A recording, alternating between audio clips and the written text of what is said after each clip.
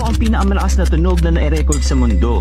Ang Krakatoa volcanic eruption na nangyari noong 1883 na umabot ng 310 decibel. Fire alarm ay umaabot lang ng 100 decibel. Fireworks ay umaabot ng 120 decibel. Na rocket launching ay umaabot ng 180 decibel lamang. At sa sobrang lakas ng pagsabog ng Krakatoa ay umaabot ito ng halos 2,500 miles away. Narito maririnig nyo ang aktwal na pagsabog ng bulkan na ito.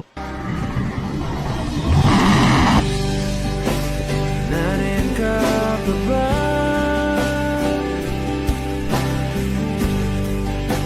Hindi ka na matanaw. Kung merong madaraanan, pasulong